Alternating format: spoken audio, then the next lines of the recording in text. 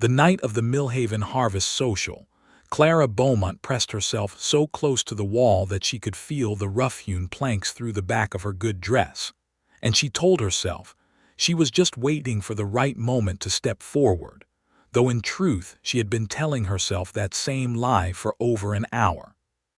The year was 1878, deep in the Texas Hill Country, and the town of Millhaven was the kind of place that had just enough civilization to hold a proper social in the newly built community hall, and just enough wildness left in its bones that a woman alone was still a curiosity rather than a comfort. The hall smelled of pine resin and tallow candles, and the sweet, yeasty warmth of fresh-baked corn bread set out on long tables near the door. Paper lanterns hung from the rafters on loops of twine, orange and yellow, casting a honeyed light over everything and everyone. The fiddle player, old Luther Crane, had already worked himself into a sweat despite the cool October air, and his partner on the dulcimer, a stout woman named Agnes, kept time with a tapping boot that could be heard all the way to the punch bowl. Clara watched it all from her corner and felt as though she were watching the world through a very thick pane of glass. She was 29 years old and had been a widow for 14 months. Her husband, Thomas Beaumont, had died of a fever that swept through the county in the summer of 1877, taking 3 other men from Millhaven with him, and leaving behind an assortment of debts, 2 good horses, and a small wheat farm 3 miles outside of town. Clara had kept the farm running through an act of stubborn will that surprised even herself. She had hired a pair of hands, brothers named Pete and Orville Marsh, and she had learned to haggle at the grain exchange, and she had kept the accounts in a neat ledger with her careful schoolteacher's handwriting, because before she had married Thomas she had been the schoolteacher in the town of Holt, 40 miles east, and numbers had always come naturally to her. What had not come naturally to her, even when Thomas was alive, was the easy sociability that seemed to flow out of other women like water from a spring. She had been shy as a girl, shy as a bride, shy as a wife, and she was shy now, standing in her corner in her best blue calico with the white collar she had ironed 3 times that morning. Her friend Dottie Alcott had practically dragged her here.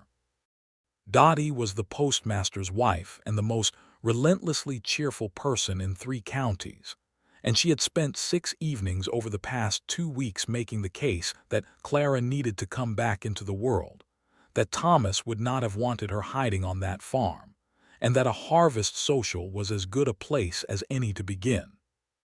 Clara had eventually agreed, mostly to make Dottie stop, but also because some quiet part of her had actually believed it might be true. Now Dottie was on the dance floor with her husband Harold, spinning in happy circles, and Clara was alone in her corner, and the belief that had brought her here was beginning to feel very thin indeed. The problem was not that no one knew her. Everyone in Millhaven knew Clara Beaumont. The problem was a particular quality of stillness that she wore around herself, something she had never quite been able to take off, and which seemed to communicate to the people around her that she preferred to be left alone, even when the opposite was true. Men who might have crossed the room to speak to her sensed that stillness and decided the distance was too great. Women who might have pulled her into a group of chatting friends caught her careful, composed expression and assumed she was content where she was. So she stood there, and the fiddle played, and the lantern swayed, and no one came. She watched couples whirl past. She watched the young girls in their bright dresses laugh too loudly at things the boys said.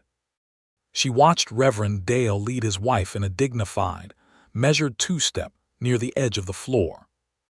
She watched the punch bowl become increasingly popular as the evening went on, and she watched old Luther Crane drag his bow across the fiddle strings with the kind of joyful ferocity that made you feel the music in your back teeth. She was just beginning to calculate how long she could reasonably wait before slipping out without Dottie noticing, when the door opened. She would not have paid it much mind. Doors opened and closed all evening. But something about the quality of the air that entered with this particular opening made her look up, and she saw the man who came through it, and something in her chest did a strange, involuntary thing that she could not immediately name. He was tall, broad through the shoulders in the way of men who work with their hands and their whole bodies, and he wore a coat that was clean but clearly lived in, the dark brown of old saddle leather. His hat was in his hands the moment he crossed the threshold, held respectfully at his side, and his hair was dark and a little too long, curling at the collar in a way that suggested he had been too busy or too far from town to visit the barber. He had a jaw that looked like it had been cut rather than grown, and dark eyes that swept the room with a quick, intelligent assessment before settling into a calm watchfulness. Clara looked away immediately, which was her habit with anything that startled her. She heard Dottie's voice cutting cheerfully through the noise from somewhere on the floor. "That is Eli Cason," Dottie said, appearing suddenly at Clara's elbow with a slightly breathless look and pink cheeks from dancing. "He rode in about 3 weeks ago. Bought the old Hendricks property out on the North Road. He is trying to start a cattle operation, I am told, though he has been doing it largely alone so far. Nobody knows quite where he is from. Harold spoke to him at the feed store and said he was perfectly polite but did not offer a great deal about himself." "Is he married?" Clara asked, and then felt her face go hot because she had not meant to ask that, not like that, not in that tone of immediate interest. Dottie's eyes lit up like one of the lanterns overhead. "He is not," she said, and her voice had taken on the particular quality it got when she was engineering something. "He is entirely, thoroughly unmarried, and he does not appear to know a single soul in this room." "That is not really any of our concern," Clara said firmly. "Of course not," Dottie agreed, which Clara recognized as the sound of a woman who had absolutely made it her concern. Clara kept her eyes carefully toward the other side of the room and told herself she was not watching the tall man in the brown coat. But she was aware of him in the way you are aware of a fire when you are cold, that peripheral warmth, that unconscious orientation of your attention toward the source of heat. He stood near the door for a while, neither awkward nor aggressive, simply present in the room with the ease of a man who was comfortable in his own skin, even in unfamiliar company. A few of the older men nodded to him. He nodded back. No one drew him into conversation. He got himself a cup of punch, which seemed to confirm that he was mortal after all, and he stood near one of the support posts and watched the dancing with an expression of what appeared to be genuine appreciation, not the boredom of a man enduring a social obligation, but the quiet enjoyment of someone who liked watching people when they were happy. Clara thought she was being subtle in her observations. She was probably not being subtle at all. The evening moved along. The fiddle changed tempo several times. Luther played a slow, aching waltz that cleared the floor of everyone but the married couples and the very devoted. Clara felt the loneliness of that waltz more acutely than anything else all evening, a sharp, clean ache in her sternum that was partly grief for Thomas, and partly something she did not have a name for yet, a longing for something she could not quite articulate, a life that felt inhabited rather than merely maintained. And then the waltz ended, and the fiddle kicked up into something lively and two-step ready, and she became aware with a slow, spreading certainty that the man in the brown coat was walking across the room, not toward the punch bowl, not toward the group of men near the far wall. Across the room in a line that was, with a directness that made her heart behave very badly, pointed straight toward her corner. Every other person in the room seemed to be looking at him, or perhaps she only thought so because she was looking at him and could not stop. He walked the way she imagined a man walked when he had made up his mind about something, without hurry but without hesitation, steady as a river current. He stopped in front of her, not too close, at the precise distance that was respectful and direct at the same time. He had dark eyes, she could see now, dark brown with small flecks of something warmer, amber or gold, and they were looking at her with a focused attention that made her feel, for one dizzying moment, entirely visible. Not looked at in the way she was sometimes looked at when people felt sorry for the widow Beaumont. Seen. There was a difference, and her body understood it before her mind did. "Good evening," he said. His voice was low and clear and had a slight rasp to it, like a match head just before it catches. "I noticed you have been standing here a good while, and I have been standing over there a good while, and it seems to me we are both wasting a perfectly good fiddle. My name is Eli Cason. I wonder if you would do me the honor of this dance." Clara opened her mouth. She had a very practiced, very automatic refusal ready, the kind she had deployed all evening in her head against hypothetical approaches. But it did not come out. What came out was Clara Beaumont, and yes, she was surprised by herself. She could feel it physically, that surprise, the way her chin lifted a degree and her shoulders found a different position. Something less like a woman making herself small and more like a woman deciding to take up the space that was rightfully hers. He offered his hand and she took it, and he led her onto the floor. Now, Clara had danced before. She had danced with Thomas at their wedding, and at several socials after, and she was not incompetent. But she was aware, in the first seconds of stepping onto that floor with Eli Cason, that she had possibly never had a partner who knew quite so clearly what he was doing. He was not showy about it. He did not spin her extravagantly or show off footwork. He simply moved with the music in a way that made it easy, natural, almost inevitable to move with him. He held her at the proper distance, his right hand warm and steady at her waist, his left hand curved around hers with a deliberate, contained strength. "You look like you were expecting to spend the whole night in that corner," he said, not unkindly. "I was," she admitted, because the directness of his approach seemed to have disarmed her usual instinct to perform a cheerfulness she did not feel. "I am not very good at this sort of thing. The dancing or the socializing. The socializing mostly. The dancing I can manage," he smiled, and it was a slow, genuine smile that rearranged his whole face. "You are managing it very well. The dancing, I mean." "So are you. I had a good teacher, my mother." She said any man worth his salt should know how to dance properly, because there would come a time when a woman needed a partner and he ought to be ready. "She sounds like a sensible woman." "She was the most sensible person I have ever known," he said, and there was something in the past tense of it that told Clara more about him than any direct disclosure might have. They danced the rest of that set in a comfortable silence that surprised her by being comfortable. She had expected the silence to be awkward, to be filled with the desperate small talk she was so poor at producing, but it was not like that. It was the silence of two people who were paying attention to the same thing at the same time, which is one of the most intimate things that two people can do. When Luther slowed the fiddle to catch his breath and announce a brief rest, Eli walked her back toward the edge of the floor, but not back to her corner, to one of the small tables near the windows, where there were chairs and a candle and a tin holder and a view of the dark Texas night outside. "May I bring you some punch?" he asked. "Please," she said. He went and came back, and he sat across from her, and they talked. It was tentative at first, the way a fire is tentative when you first coax it from tinder, small and careful. He asked her how long she had been in Millhaven. She told him 7 years since her marriage. He asked her what she had done before that, and she told him about the teaching, and she watched him listen in the specific, focused way of a man who was actually hearing what she said rather than waiting for his turn to speak. She asked him where he had come from. He was quiet for a moment, not evasive, but thinking, choosing his words with the care of a man who meant what he said.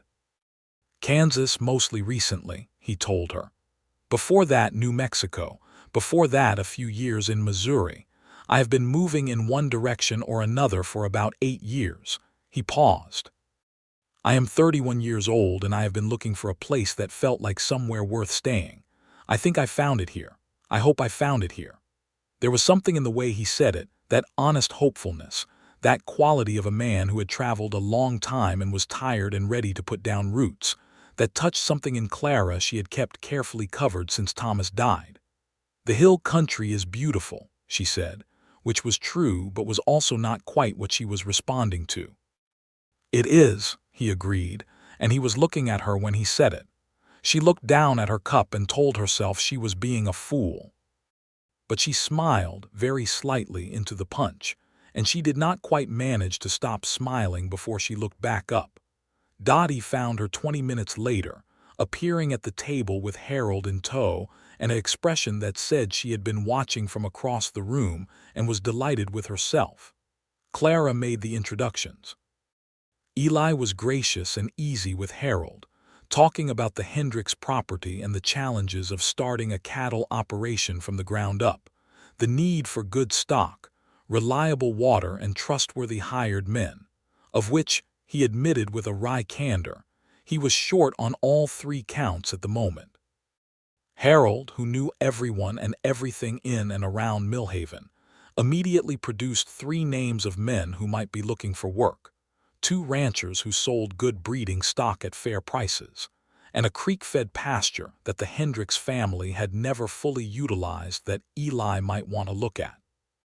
Eli listened to all of it with genuine attention and asked sharp, intelligent follow-up questions, and Clara, who had been worried the intrusion of Dottie and Harold might disturb the delicate thing that had begun at the table, found instead that watching him engage with her friends told her more about him than any amount of directed conversation might have. He was patient. He was curious. He was honest without being blunt. He did not try to impress. He did not talk over people or dismiss what they said. He treated Harold and Dottie with the same level of respectful attention he had given Clara, and that, she thought, was the clearest window into a person's character. Before the social ended, he asked her to dance once more, and she said yes, and they danced a slow, careful 2-step while Luther coaxed something mournful and beautiful from the fiddle, and the candles burned lower in their tins. This time there was nothing tentative about the silence between them. It was full, weighted with things that were only just beginning. When it was over and people were gathering coats and saying good night, he walked her to the door, Harold and Dottie and several other pairs flowing around them.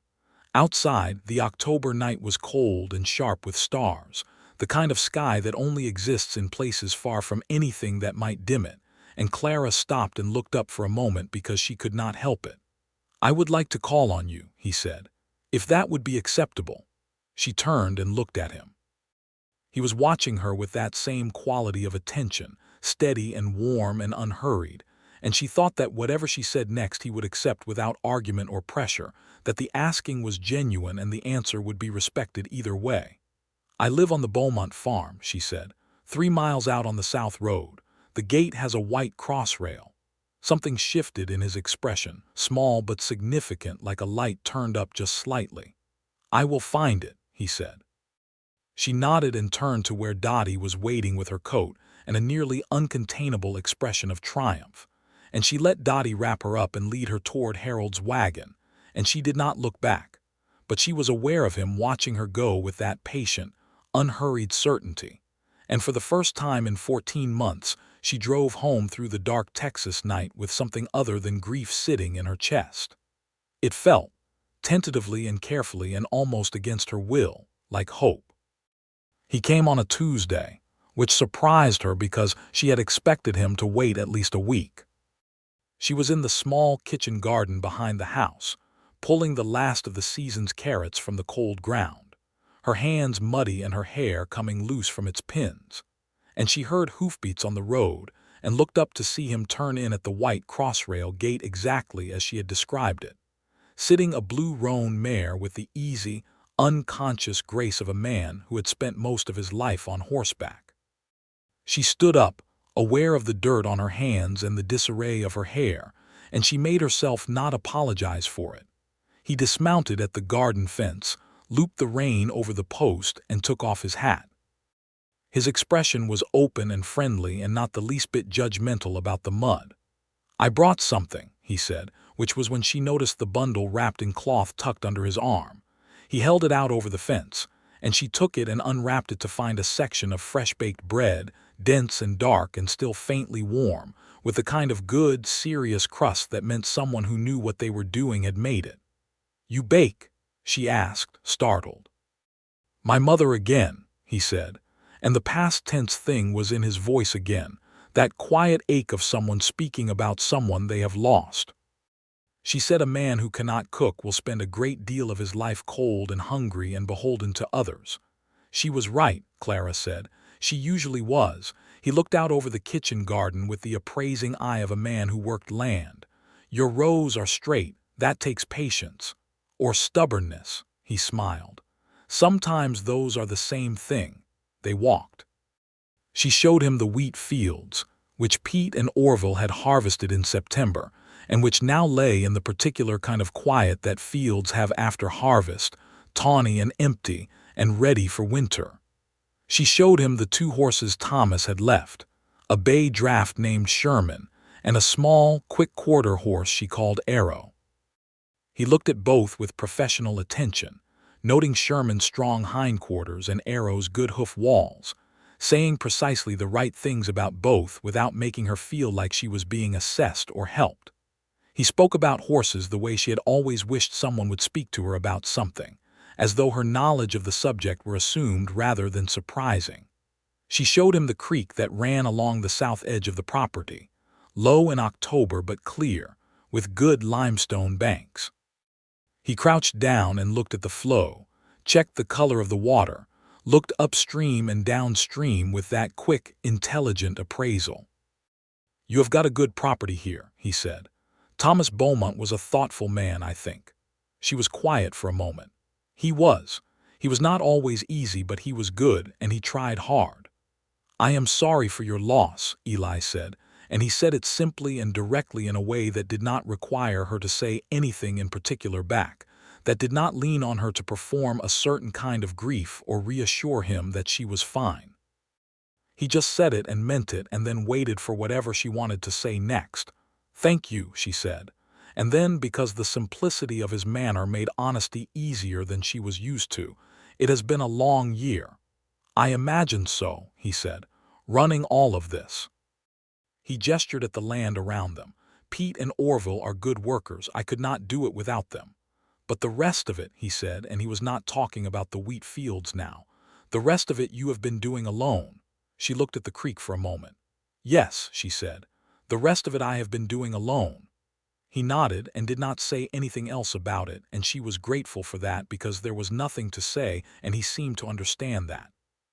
They ate the bread at the kitchen table with butter she had made herself and strong coffee from the pot she kept on the iron stove, and they talked for 2 hours. She told him about her teaching years, about the particular challenge of educating 34 children in a single room with 5 different grade levels and no assistants, and he listened and asked questions and laughed at the right moments. He told her about Kansas, about the cattle drives he had ridden on as a younger man, working under a trail boss named Amos Clay, who had taught him everything he knew about cattle and nothing he knew about people, and about New Mexico, where he had spent 2 years working for a Spanish land-grant rancher named Don Alejandro Vega, who had treated him fairly and taught him that land was a living thing that required relationship rather than just management. He did not tell her everything about himself. She understood that.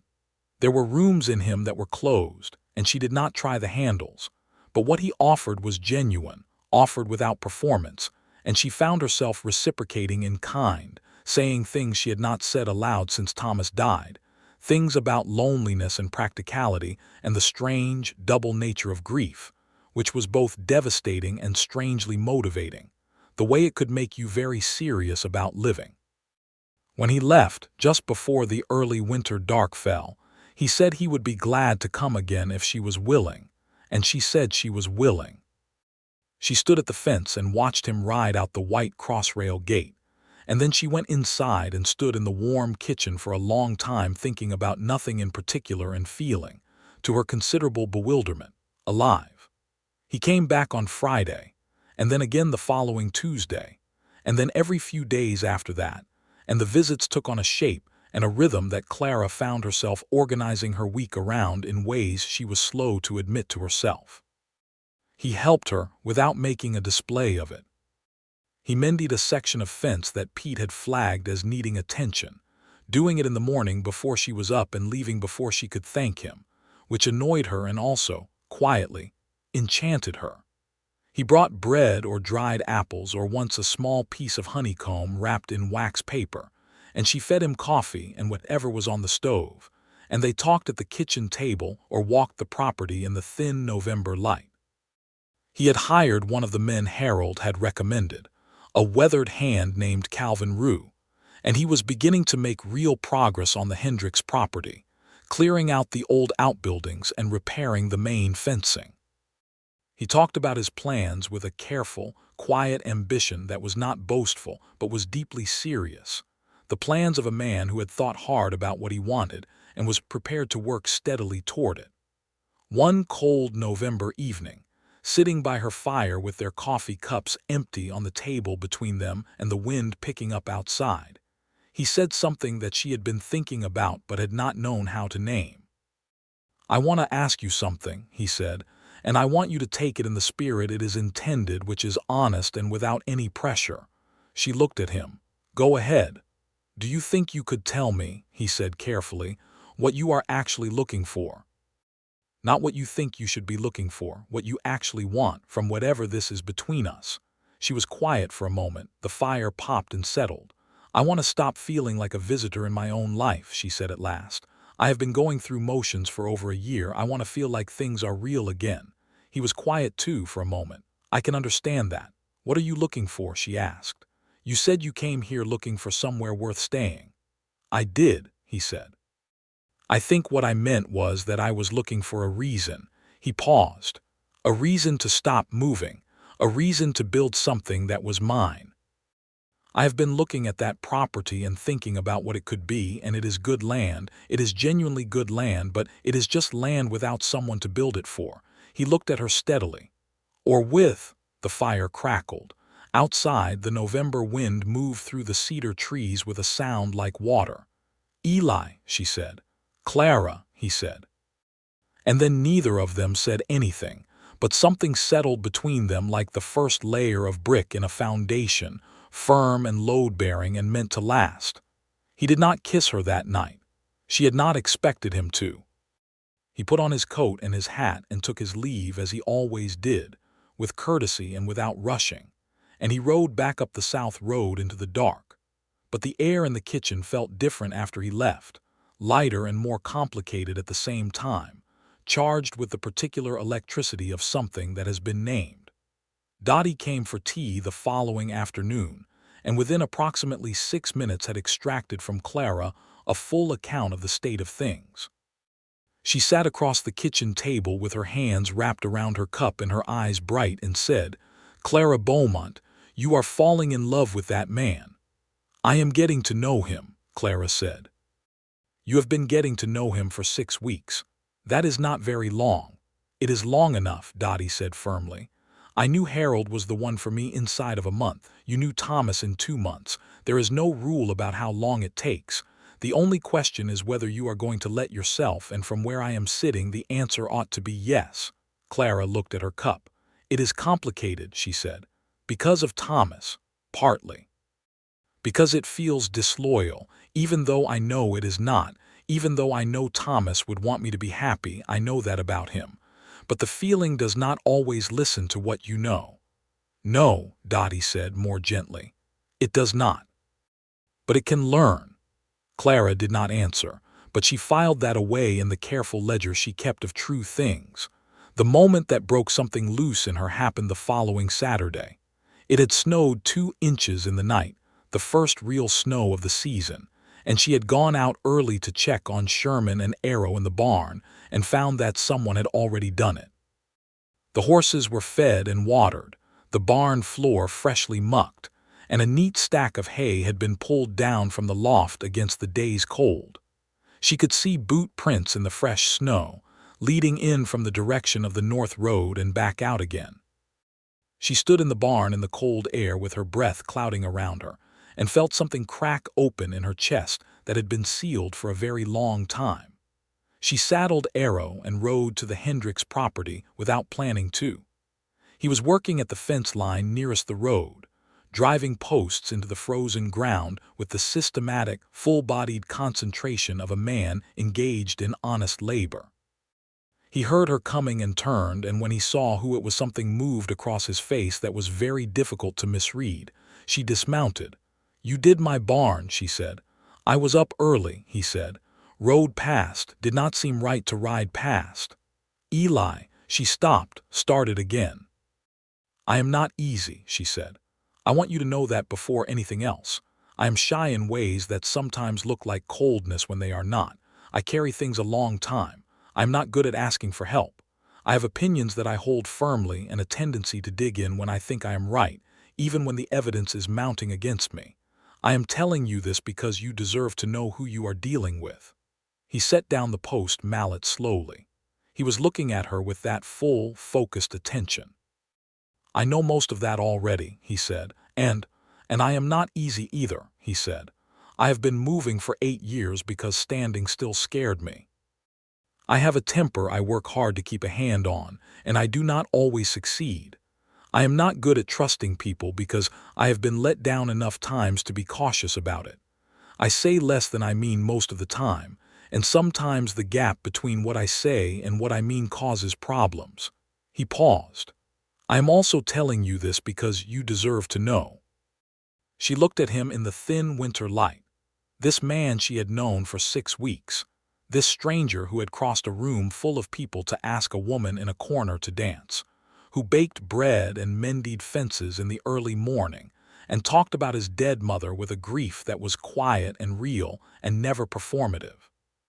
"I think," she said carefully, "that I would like to see if the difficult parts of you and the difficult parts of me can manage to fit together in some workable way."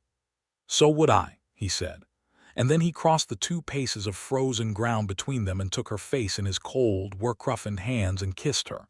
And it was not a tentative kiss. It was the kiss of a man who had been patient long enough, warm and serious and wholly present, and she kissed him back in kind. When they separated, she was slightly breathless, and her cheeks were warm despite the cold air. "All right," she said. "All right," he agreed, and the slow smile rearranged his face, and she thought she could probably look at that smile for a very long time without tiring of it. The winter of 1878 turned into a courtship that became the quiet talk of Millhaven, the kind that is mostly approving, because the town had a collective soft spot for Clara Beaumont and was glad to see her come back to life. He rode to her farm 3 and 4 times a week through the cold months, and she rode out to the Hendricks property sometimes, learning the shape of the land he was building on, getting to know Calvin Rue, who was a lean, weathered man of 50 with very little to say, but who said what he said with total accuracy. In December, Eli hired a second man, a young Mexican cowboy named Tomas Delgado, who could work cattle with an instinctive brilliance that Eli spoke of with undisguised admiration. Clara met Tomas on a visit in January and liked him immediately, recognized in him the same quality of focused, honest industry that she had recognized in Eli. She learned things about Eli across those winter months that she could not have learned in conversation, things that only become visible in the sustained proximity of shared ordinary time. She learned that he got up before light without fail, that he was methodical about his tools and careless about his personal belongings, that he read when he had books and was genuinely hungry for them in a way that she found deeply appealing. She loaned him books from her own shelf, a modest collection she prized highly, and he returned them with the careful handling of someone who understood what books cost and what they were worth, and sometimes he left a note tucked inside the front cover, 2 or 3 lines about what he had thought of what he had read, direct and specific, and more articulate than he often was in speech. She saved every note. She kept them in the small tin box on her dresser where she kept the things that mattered. In February, the weather turned bitter, the kind of cold that crept under every door and made the livestock restless, and one evening a violent storm blew in from the northwest with no warning, the temperature dropping 20 degrees in an hour and sleet coming in horizontal sheets. Clara was alone at the farm, Pete and Orville having gone home at midday before the storm, and she spent the first hour managing by herself, dragging hay from the barn and breaking the ice on the water trough and keeping the fire fed. She was managing. She was always managing. She heard hoofbeats in the yard despite the wind and opened the kitchen door to find Eli dismounting from the blue roan, both of them coated in ice crystals, the horse blowing steam in great clouds. "I was not going to make you sit this one out alone," he said simply, and took the horse to the barn. They spent the storm together, the first time they had been in her house together after dark, which would have been the subject of considerable gossip if anyone had known, but no one did, and Clara found she did not particularly care about gossip anymore. They sat by the fire, and she read aloud from a novel she had ordered from the catalog the previous autumn, a story of adventure and travel that neither of them took very seriously but both of them enjoyed, and he mended tack by firelight with a concentrated patience that she found peaceful to watch.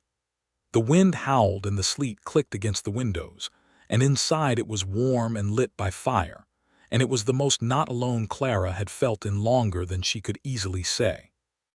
At some point late in the night, exhausted, she fell asleep in her chair. She woke sometime before dawn to find herself covered with the quilt from the back of the settee, and the fire built up fresh, and Eli asleep in the chair across from her, his long legs stretched out, and his chin dropped toward his chest, and his face in sleep younger looking.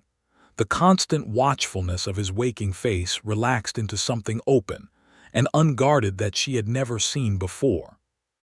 She watched him for a moment in the firelight, this person who had crossed a room to find her and had not stopped crossing toward her since, and she thought about what Dottie had said in October, and about what she herself had said about wanting to feel like things were real again, and she thought that this, specifically this, was the realest she had felt in a very long time. She fell back asleep smiling. Spring came to the hill country in its usual fashion, all of a sudden and a little too enthusiastically, with bluebonnets covering the roadsides and the creek running full, and the air soft and warm in a way that felt like an argument for being alive. Eli's cattle operation was beginning to take real shape. He had bought a dozen good breeding cows from one of the ranchers Harold had recommended, a solid man named Bart Wheeler who ran clean stock and drove a fair bargain, and Calvin and Tomas had the south pasture fenced properly and the water access sorted. And on a clear March morning, Clara rode out to the Hendricks property and looked at what Eli had built from a ruined, overgrown wreck of a homestead in 5 months and felt something very close to pride. He was standing on the porch of the main house, which he had repaired over the winter with the same methodical attention he brought to everything, and he was looking at his land with an expression she recognized, the look of a man who has arrived somewhere and knows it. "It looks good," she said. "It is getting there," he said. "The house needs work on the inside. The bones are good. The bones are very good." He looked at her. "I have been thinking," he said, which was his usual preface to something that had been sitting in him a long time. "Have you?" she said. "I have been thinking that I would like to marry you," he said, "if you are willing. I'm not going to dress it up in ways that are not me, so I will just say it plain. I love you, Clara. I have been in love with you since sometime in November, and I have been patient because you needed the time and because you were worth the patience, and I think you know by now that I am steady and I am serious and I mean what I say. So I am saying it." She was quiet for a long moment. The spring morning moved around them, warm and busy with birds and the distant sound of cattle. "You are steady," she said. "I am, and serious, entirely, and you mean what you say, without exception." She looked at him on that repaired porch in the March sunlight, this man who had come from nowhere and planted himself in her life with the patient certainty of something that intended to grow. "I love you too," she said. "I have been, I think, somewhat longer than November, but I was being careful. I know you were, and I am willing." He came down off the porch in 2 steps and closed the space between them and kissed her properly in the open spring air.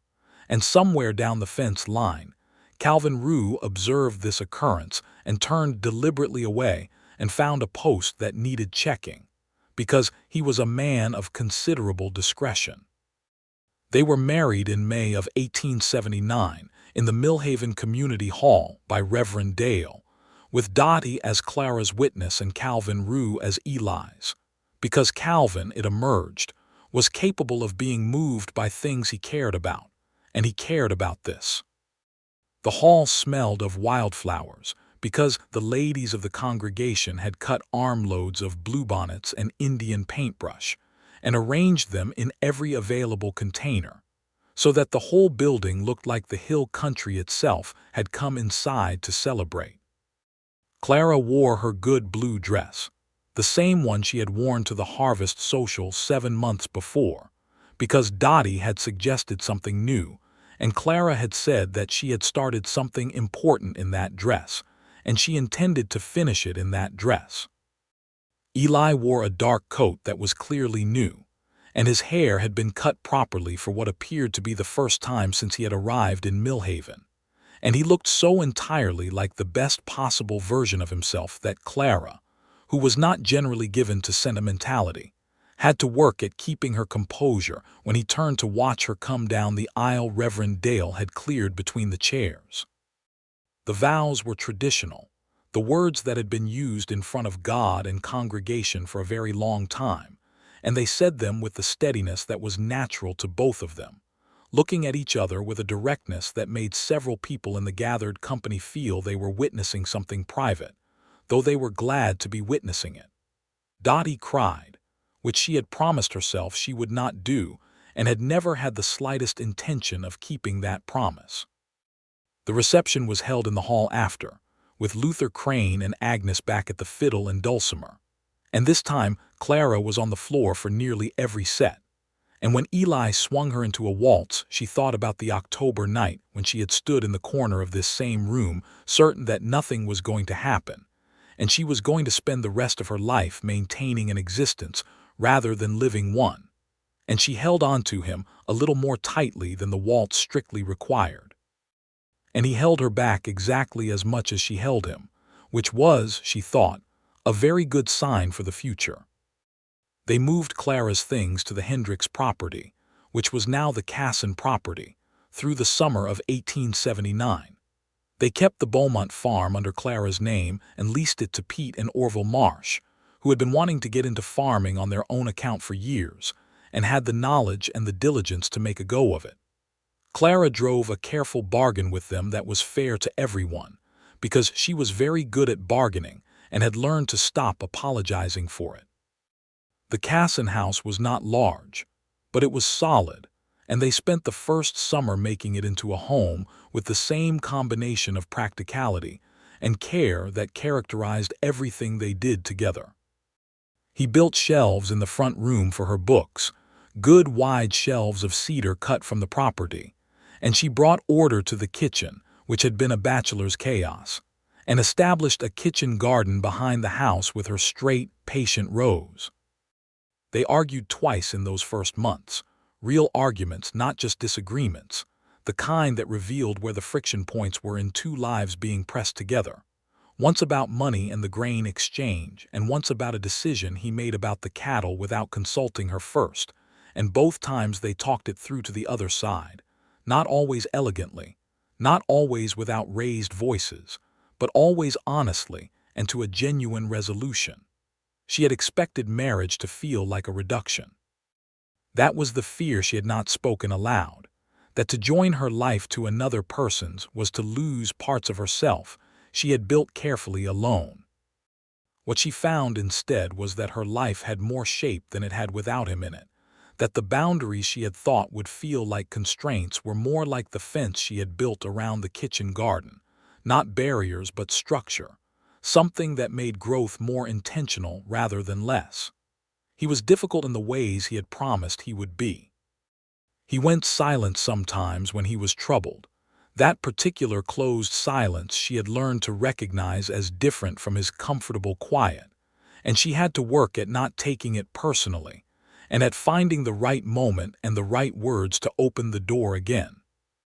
His temper was real, though it was never directed at her, surfacing mostly in his dealings with situations of unfairness or dishonesty, which were not uncommon in the business of buying and selling cattle and land.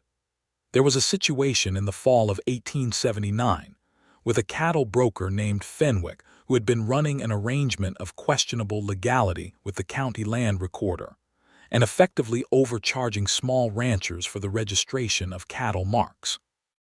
Eli had figured out what was happening from discrepancies in his own records and those of two of his neighbors, and he had taken the evidence to the county sheriff in a way that was precise and documented, and in the end, effective. Fenwick was out of business by winter, and two of the affected ranchers got partial restitution. Eli never talked about it much afterward. It was the kind of thing he simply did and then moved on from, and she loved him for it, that particular quality of moral seriousness that was not interested in credit or recognition. She also began to understand, in those first years, the injustice of the world he had been moving through. He spoke carefully but honestly about what it was to be a man of few connections and no land in the West, about the way money and land rights were concentrated in the hands of people who had often gotten them through means that did not bear too much examination, about the difficult situation of men like Tomas Delgado, whose family had lived in the Texas Hill Country for 3 generations before Texas was Texas, and who still found themselves treated with a condescension that was offensive and unearned. Eli treated Tomas as what he was, an extraordinarily skilled cowhand and a man worth knowing, and he paid him fairly and defended his dignity without making a show of it, and Clara thought that this, as much as anything, was a measure of his character. The following spring, in 1880, Clara understood she was pregnant. She told Eli on a Tuesday evening in April, directly and without ceremony, because that was how they were with each other. He went very still for a moment, and then he stood up from the table and came around to her side and took her face in his hands the way he had the first time he kissed her, careful and full of something very large and serious, and he pressed his forehead to hers and was quiet for a long moment. "Are you all right?" he said finally. "I am more than all right," she said. "I am frightened, but I am more than all right." "Me too," he said. He kept his forehead against hers for another moment. Then he straightened up and went to the stove and put the kettle on, because he processed things by doing them, and she sat at the table and felt the particular, compound feeling of something enormous beginning. Their son was born in November of 1880, a week early and in a hurry, with Dottie serving as midwife alongside the actual midwife, a capable woman named Mrs. Hargrove, who had delivered approximately 200 babies in her career, and found Dottie's presence entirely unnecessary, but permitted it because Dottie was immovable. Eli spent the labor in the front room, which was where the midwife put him, pacing slowly and doing the Bible-reading patience he had learned as a young man, and which deserted him entirely at the sound of Clara's voice from the other room, after which he had to be physically reoriented toward his patient waiting. They named the boy James Thomas Cason, Thomas for Clara's first husband, because she had loved him honestly and he was part of the life that had brought her here, and she thought it was important to honor that, and Eli had agreed without hesitation, which told her everything she needed to know about the quality of his heart. James was dark-haired and loud, and had his father's focused intensity from what appeared to be birth. He became the organizing principle of the house in the way that babies do, requiring everything and giving back in the beginning, primarily the enormous, unreasonable love that parents feel for small persons who cannot yet do anything useful. Clara, who had been afraid that the farm and the marriage and the running of a growing household had already used up all of her capacity for change, found that she had been wrong. James reorganized her entirely. He also reorganized Eli in ways that were remarkable to watch. That patient, contained man becoming with the arrival of his son openly tender, in a way she had only seen privately before, speaking to James in a low, easy voice, entirely unconcerned with being observed doing it, carrying him in the crook of one arm while he walked the fence line in the evenings in a way that was clearly as much for his own pleasure as for any practical purpose. The cattle operation flourished through 1881 and into 1882. Eli bought more land, the creek-fed pasture Harold had mentioned on the night of the harvest social, which connected to the south end of his existing property and doubled his usable grazing. Calvin Rue stayed on, becoming something between an employee and a fixture of the place, a permanent and valued presence. Tomas Delgado eventually married a woman named Rosaria, whom Clara liked enormously, and they built a small house on the north edge of the property with Eli's active assistance and blessing, because Eli was not the kind of man who held on to good people by keeping them at arm's length. He held on to them by treating them well enough that they wanted to stay. In 1882, Clara went back to teaching. Not full-time, not the 34 children of her earlier career, but 3 mornings a week at the Millhaven schoolhouse, because the current teacher, a young man named Henry Moss who had come from the East with excellent intentions and limited classroom management, was struggling and asked publicly for any experienced help available. Clara offered herself, negotiated a half-salary arrangement, and spent 3 mornings a week in the schoolhouse doing what she had always been good at, finding the order within the chaos and creating the conditions in which children could learn. Eli was entirely supportive and quietly proud in the way of a man who already knew his wife was capable of this, and was pleased to see the world finding it out. James began walking in January of 1882 and immediately demonstrated a determination to get into everything, which Eli handled with a combination of gentle redirection and genuine delight at the boy's curiosity. Clara handled it with patient firmness and a growing amusement at her son's intensity, which she recognized as her husband's, and which she found no less charming at close quarters. In the autumn of 1882, Clara's sister Margaret came to visit from Holt. Margaret was 4 years older than Clara, widowed herself 6 years prior, and had been managing a small boarding house in Holt with an efficiency that Clara envied. She came for 2 weeks and stayed for 5, because the hill country agreed with her, and because she and Eli liked each other immediately, establishing a rapport based on mutual directness and a shared appreciation for good coffee. It was Margaret who, one evening when Eli was out with Calvin checking the fence on the new pasture and James was asleep, said to Clara with her characteristic plainness, "You look well. You look properly well. Not the kind of well that means surviving, the kind that means actually living." Clara thought about it. "I am," she said. "I really am." "I was worried about you after Thomas," Margaret said. "You went very far inside yourself. I know. He did not let you stay there. He crossed a room," Clara said, and smiled at the particular private resonance of that. "Whatever it was," Margaret said, "it worked. You came back." Clara looked out the kitchen window at the dark Texas night, the same kind of star-filled sky she had stood under in October of 1878, the night everything had begun to shift. "I came back," she agreed. By 1883, the Cason property was one of the steadier small cattle operations in the county, not the largest, not the richest, but well-run and well-regarded, the kind of place that other ranchers in the area spoke of as a good neighbor and a fair dealer. Eli had cultivated a reputation built entirely on the accuracy and consistency of his dealings, which was the kind of reputation he valued, and which, once established, was almost impossible to take away. He turned 36 that year, and Clara threw him a birthday dinner that included Calvin and Tomas and Rosaria and Dottie and Harold and Margaret, who had come back for a second visit with what appeared to be permanent intentions.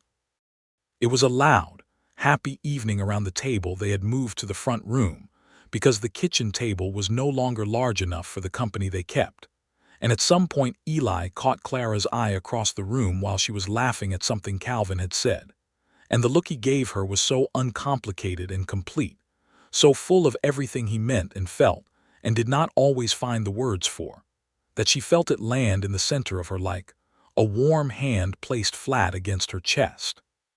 She gave him a look back that said everything she did not say aloud, and then the conversation moved on and they were back in the noise and warmth of the dinner, but the thing that had passed between them in that moment stayed with her for days afterward in the way that the best things tend to. Clara found she was expecting again in the spring of 1884. James was 3 years old, loud and funny, and currently devoted to the cattle in a way that made Tomas laugh and Eli proud. And the news of a sibling was received by him with a benign indifference that Clara thought might be the best possible reaction. She felt different in this pregnancy than she had in the first, more settled, less frightened, more convinced by now that her body knew what it was doing, though she was still careful, resting when she needed to and letting Eli take on the things she usually insisted on doing herself without too much argument. The second child, a daughter, arrived in October of 1884 in a calmer fashion than James had managed. They named her Sarah Eli Cason, Sarah for Eli's mother, whose name he had told Clara once in the dark of a winter night in that careful, past-tense voice, and Eli for no one in particular, except that it was a strong name that Clara liked. Sarah turned out to have Clara's coloring, fair and precise, and her father's watchful attention, which combined to make her a child who observed everything and commented selectively and with devastating accuracy. She adored James, who adored her back in the protecting older brother way that is one of the better things brothers do. She adored Tomas's horse, a spotted gray that she called Cloud despite its name being something completely different, and she adored Luther Crane, who was still playing at every social in Millhaven well into his 70s, and who took a special interest in Sarah when it became apparent that she had an ear for music. The years passed in the way that good years do, each one distinct, and all of them adding up to something that could only be fully appreciated from a certain distance, a life shaped by intention and love, and the sustained, ordinary work of making a home in a particular piece of the earth. In 1886, Clara's teaching expanded to a full-time position when Henry Moss, the young man from the East, announced that he was returning east to marry a girl he had been corresponding with for 2 years. The Millhaven School Board asked Clara to take over the school completely, and she said yes, which required a new arrangement of their domestic life, Eli taking on more of the management of the household in the mornings before Calvin and Tomas arrived, which he did without complaint, and with what appeared to be genuine competence. James started school that year, in his mother's classroom, which he managed with an aplomb that impressed her. He was not the kind of boy who tested the limits of his teacher's patience, because she was his mother. He was, in fact, the kind of boy who worked harder in her classroom than anywhere else, because he did not want to disappoint her, which Clara recognized and was touched by without making it sentimental in ways that would have embarrassed him. Eli and Clara had what was, in Clara's private accounting, their best conversation of all their years together one evening in the fall of 1887. They were sitting on the porch in the warm evening air, James and Sarah asleep inside, Calvin's light just barely visible from his quarters at the far end of the property. The fireflies were beginning their October diminishment, fewer now than in August but still blinking their intermittent lights across the dark field, and the cattle were settled and the property was quiet in the way it was quiet after a good day. "Do you remember the night of the harvest social?" she said. He was quiet a moment in the comfortable way he was quiet when he was actually thinking rather than deflecting. "Very clearly," he said. "What made you do it?" she asked. "Walk across the room like that?" "I had been standing there for over an hour and nobody had come. What made you decide it was worth the crossing?" He considered it. The fireflies blinked in the field. "You looked," he said finally, "like someone who had something to say and nobody to say it to. And that seemed to me like the most wrong thing in the room." He paused. "I had been standing on my own side of it feeling like I had made a mistake in coming, and then I looked across and there you were, and I thought that we were both wasting a very good fiddle." "That is what you said," she remembered, "wasting a perfectly good fiddle." Because it was true. It was, she smiled. "I almost said no. I had the refusal already ready." "I know," he said. "I saw it on your face. And you still asked." I decided the worst outcome was you saying no and me going back to my side of the room, which was where I was already, so there was not much to lose. She turned to look at him in the dark, this man she had known for 9 years, whose face she knew the way she knew the property, all its contours and weather and particular qualities of light. "I am glad you did," she said. "So am I," he said. "So am I, Clara." He reached across and took her hand where it rested on the arm of her chair. Not dramatically, not with any particular urgency, just the taking of it in his, the warm, work-roughened certainty of it, the same hand that had offered itself to her across a dance floor in 1878 and had not unclosed since. They sat together in the October dark until the fireflies were gone and the stars had fully asserted themselves overhead, and they did not need to say anything else, because the thing between them had long since grown past the need for words and into something more like breathing, something that was simply the condition of being alive. In the spring of 1888, Pete Marsh came to Clara with a proposition regarding the Beaumont farm. He and Orville had been working the lease for 9 years and they had saved, and Pete wanted to buy. He named a price that was fair, and Clara brought the ledger and sat down with him at the kitchen table of the property she had kept running by sheer will after Thomas died, and went through the numbers with her schoolteacher's precision, and they arrived at an agreement that was fair to everyone, because that was the only kind of agreement Clara made.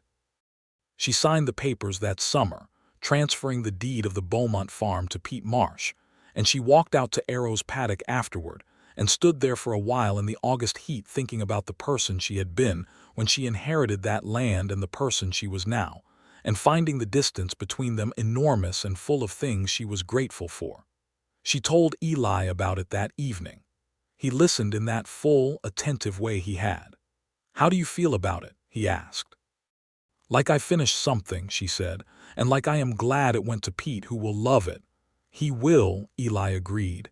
"It was where I started from," she said. "This is where I am." "Yes," he said. And the way he said yes was the way he said things when he meant them entirely. In 1890, Sarah Eli Cason demonstrated the ear for music that Luther Crane had identified 6 years earlier by learning to play the fiddle from Luther himself, who at 84 still had enough life in his bow arm to teach, though his performing days were winding down. Clara sat in on the lessons sometimes, watching her daughter's fierce concentration and Luther's patient instruction, and she thought about the fiddle playing at the Harvest Social of 1878, and the way music had been the backdrop of every significant moment since, and she thought that some things run through a life like a river, changing their surface appearance as they go, but always essentially the same water. James, at 10 years old, had his father's manner with animals and was working alongside Tomas on weekends in a way that was both entirely productive and clearly where he intended to be. Clara watched the two of them, her son and the man who had been part of this place from its beginning, and she thought about the kind of world she wanted her children to grow up in, one where a person's worth was measured by their character and their work rather than by their origin, and she thought that at least in the small sphere of the Cason property, they were trying to make it that way. In the autumn of 1890, Dottie Alcott, who had been Clara's loudest champion and most devoted friend since before the Harvest Social, lost Harold to a heart attack that came without warning on an ordinary Thursday morning. Clara was at the Alcott house within an hour of hearing, and she stayed for 3 days, and she did for Dottie in that terrible first week everything that Dottie had done for her in the months after Thomas, sitting with her in the night, managing the practical things, being simply present in the way that a true friend is when nothing can be said that helps but presence itself helps. Eli brought food and stayed out of the way because he understood what was needed and what was not, and later, when Dottie was steadier, he spoke to her with the honest gentleness of a man who had seen a great deal of loss and knew its terrain. "The worst of it passes," he told her. "It does not go. But the worst of it passes." Dottie, who had not cried for 4 days because she had been too busy being necessary, cried then, and Eli sat with her on her porch and did not try to fix it, just stayed, which was the right thing. Dottie came through her grief with the same relentless energy she brought to everything else. She sold the post office to a young couple from Austin who had been looking to start something, and she turned her attention to the Ladies' Aid Society, which she ran with a focused efficiency that would have terrified Clara if she had not loved her so dearly. She became a permanent fixture at the Cason table for Sunday dinners, a kind of honorary family member whose opinions were sought, and whose presence was simply taken for granted in the way of people who have been woven into the fabric of your life. The decade turned. 1890 became 1891, and then 1892. James Cason, at 12, was already as tall as his father would be at a younger age, which made Eli look at him sometimes with a combination of pride and the particular bewilderment of a parent who cannot entirely account for having produced a person so complete. He had Clara's precision with numbers and Eli's ease with the physical world, and he had, rather unexpectedly, a gift for drawing precise and detailed architectural sketches of buildings and fences and mechanisms that suggested he was thinking about how things were put together in a way that went beyond the immediately practical. Sarah, at 8, was already playing Luther's old fiddle at church socials, because Luther had died the previous winter, quietly and in his own bed, and had left her the instrument with a note that said she had already surpassed him and would likely go on surpassing anyone else who tried to teach her, which was pure Luther, generous and acerbic at once. She played at the Millhaven Harvest Social of 1892, which Clara and Eli attended together as they had attended every harvest social since their marriage, and Clara sat beside her husband in the same community hall where they had first spoken and watched their daughter play the fiddle with a fierce, joyful concentration, and felt something so large and layered that she could not have put a name to all of it. She could see, if she looked, the corner where she had stood in October of 1878, close to the wall with her back against the rough-hewn planks and her automatic refusal at the ready. She could see the path across the dance floor that he had walked. She could hear the fiddle as it had been then, Luther's fiddle, and as it was now, Sarah's. She felt Eli take her hand in the dark of the hall while their daughter played, the same hand, the same certainty, 14 years older and no less steady. "I was thinking about the corner," she said quietly under the music. "Were you," he said, "where I was standing that night?" "I remember the corner very well," he said. She looked up at him. He was watching Sarah play, his face lit by the warm lanterns that still hung in the hall on their loops of twine, orange and yellow, as they always had. "You crossed the whole room," she said. "It seemed necessary," he said. "It was," she said. He turned to look at her, and he smiled, the slow, genuine smile that had rearranged his face on the night they met, and had been rearranging it ever since. And she thought that she would never stop being glad he had decided the crossing was worth it. The community hall filled with the sound of Sarah's fiddle, bright and aching and deeply alive, and outside the October stars did what Texas stars do, which is to say they filled the sky beyond any reasonable expectation of fullness.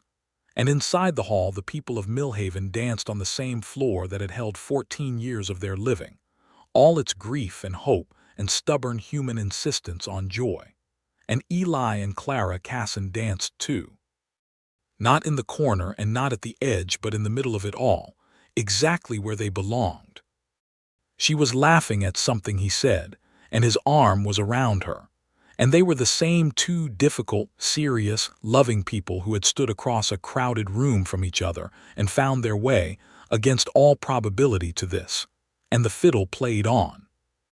James Thomas Cason would eventually do exactly what his drafting suggested, apprenticing himself to an architect in San Antonio at 17, spending 2 formative years learning the discipline of making solid and beautiful things, and returning to the hill country at 20 to help design the new school building that the Millhaven district finally had the resources to build. which Clara wept at the dedication of, and for which she did not apologize. Sarah Elena Cason played music all her life, at every social and service and gathering that wanted it, eventually teaching fiddle herself to a generation of hill country children who carried the music forward in the way that all important things are carried forward, from hand to willing hand. Calvin Roux stayed until he was 67, when his knees gave out enough that ranching became unreasonable, and retired to a small house in Millhaven that Eli helped him buy, and he died at 79 in the knowledge that his years at the Cason place had been well spent, which is not a small thing to know. Tomas and Rosaria Delgado raised 4 children on the Cason property, and their oldest son, Miguel, became the finest cattleman in the county by the time the century turned, a fact that Eli stated publicly and often and with unconcealed satisfaction. Dottie Alcott outlived Harold by 22 years, remained the loudest voice in any room she entered until the very end, and was buried in the Millhaven Church Cemetery with a headstone that her friends agreed captured her exactly. She loved fiercely and pushed when pushing was needed. Eli and Clara Cason grew old together in the way that people grow old when they have built something real, not without difficulty, not without the adjustments demanded by time and change, and the slow, graceful narrowing of the body's ambitions, but with a continuity of feeling that outlasted every external alteration. The property changed, grew, settled into its mature shape. The children left and returned and left again in the rhythm of grown lives. The community hall was replaced by a larger one in 1895, and then a still larger one in 1904, but it still smelled of tallow candles and corn bread on social nights, and there were still paper lanterns. On the night of the Millhaven Harvest Social of 1908, 30 years after the first one, Clara Beaumont Cason stood at the edge of the hall and looked at the dancers on the floor and felt the deep, satisfied recognition of a woman who has lived her life rather than watched it. She was 59 years old and she was not in the corner. She had not been in the corner in a very long time. Eli came up beside her with 2 cups of punch, the same as he had done on the night of their meeting, though that night he had carried the cups alone from the punch bowl to the small table, and this night he handed one to her and kept one for himself, and they stood together at the edge of the floor and watched their granddaughter, James's oldest, a 3-year-old named Clara Rose, be held in the arms of her father and walked carefully through the steps of a dance she did not yet know, but was clearly going to enjoy. 30 years, Clara said. 30 years, Eli agreed. You still think you were wasting a perfectly good fiddle.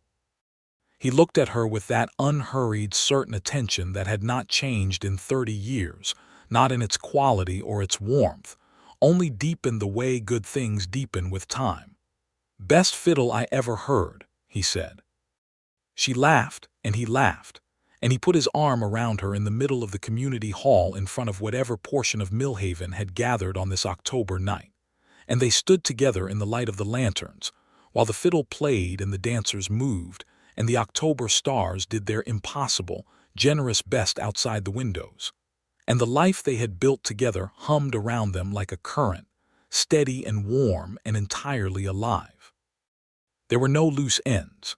There was only this, the full and lovely consequence of a man who had decided that crossing a room was worth the risk and a woman who had let herself say yes when yes was the true answer, and all the long, faithful, complicated, loving years that had grown from that crossing, like wheat from good ground, like the creek running clear over limestone, like the fiddle playing on and on into the beautiful, ordinary night.